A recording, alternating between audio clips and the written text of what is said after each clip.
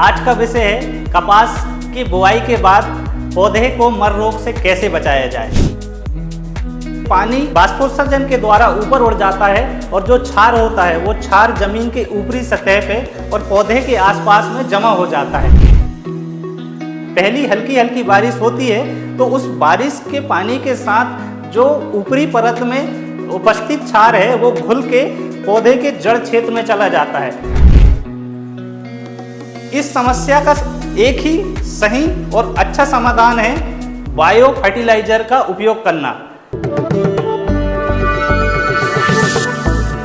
नमस्कार किसान भाइयों, मैं मनमोहन सिंह डहरिया कोठारी इरिगेशन की ओर से आप सभी का हार्दिक स्वागत करता हूं।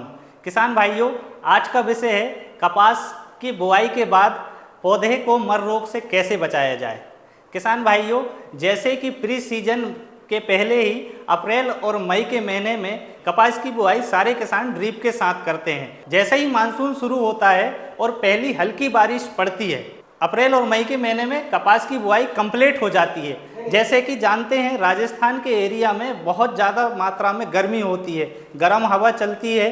उसकी वजह से जो सिंचाई में पानी का उपयोग कर रहे हैं, सिंचाई में पानी के साथ साथ उसमें क्षार भी होता है। तो गर्म हवा की वजह से पानी बाष्पोत्सर्जन के द्वारा ऊपर उड़ जाता है और जो क्षार होता है वो क्षार जमीन के ऊपरी सतह पे और पौधे के आसपास में जमा हो जाता है। जब मानसून शुरू होता है और मानसून की पहली हल्की हल्की बारिश होती है तो उस बारिश के पानी के साथ जो ऊपरी परत में उपस्थित क्षार है वो घुल के पौधे के जड़ क्षेत्र में चला जाता है और जड़ क्षेत्र में जाने के बाद कपास के पौधे की जड़ को नुकसान करता है। उसकी वजह से जड़ में गलन वाला रोग उत्पन्न हो जाता है। तो जड़ गलन रोग उत्पन्न होने से ऊपर का पौधा भी जो है खत्म हो जाता है। तो इस तरीके से किसानों को पहली बारिश के बाद ये मर वाला रोग है या पौधे का गलन वाला रोग है, उसमें बहुत ज़्यादा समस्या का सामना करना पड़ता है और इससे किसान 30 से 40% तक का नुकसान प्रति एकड़ पे हो जाता है। इस समस्या का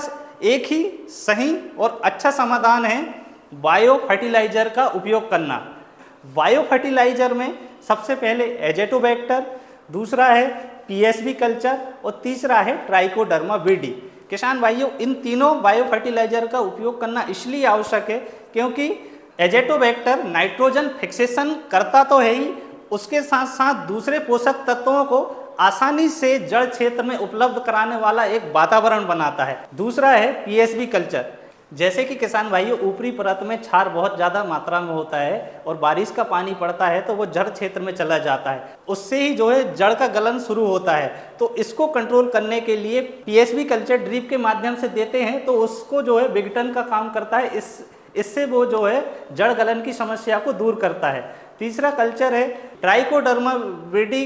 जड़ के क्षेत्र में फंगस उत्पन्न होती है, उसको कंट्रोल करने का काम जो है ट्राइकोडर्मा विडी करता है। तो बताने का तात्पर्य यह है किसान भाइयों कि 3 कल्चर के द्वारा एजेटोबैक्टर, पीएसबी कल्चर और ट्राइकोडर्मा विडी का उपयोग करके ये 30 से 40% होने वाला नुकसान को हम आसानी से कंट्रोल कर सकते हैं। तीनों कल्चर का उपयोग करने का सबसे सही समय है बुआई के दूसरे दिन। जब किसान भाइयों आप कपास के बीज की बुआई कर देते हैं, उसके दूसरे दिन ये तीनों ही कल्चर को ड्रिप के माध्यम से आपको छोड़ना है और इस तरीके के रोग को, जो क्षार से होने वाले नुकसान, पौधे की गलन, पौधे का मरना का सबसे सही और सटीक उपाय है कल्चर का उपयोग करके इसको कंट्रोल करना। तो किसान भाइयों, इस तरीके का होने वाला प्रति एकड़, पहले भी वीडियो में हमने ये कहा है कि प्रति एकड़ हमको 20 क्विंटल उत्पादन लेना है। तो ये सारी प्रक्रियाएं हमको सही तरीके से और व्यवस्थित करके प्रति एकड़ निश्चित तौर से किसान भाइयों इस सीजन में आपको जो है प्रति एकड़ 20 क्विंटल कम से कम उत्पादन लेना ही लेना है। इस सारी प्रक्रियाओं को स्टेप बाय स्टेप हमको करके उत्पादन अच्छा से अच्छा लेना है। और इससे संबंधित जानकारी के लिए स्क्रीन पे दिए हुए मेरे नंबर पे आप संपर्क करें। हमारे वीडियो को लाइक करें, शेयर करें और जिन किसान भाइयों ने हमारे चैनल को सब्सक्राइब नहीं किया है तो वो अभी सब्सक्राइब करें ताकि हमारे नए नए नोटिफिकेशन आपको समय समय पर मिलते रहें। धन्यवाद।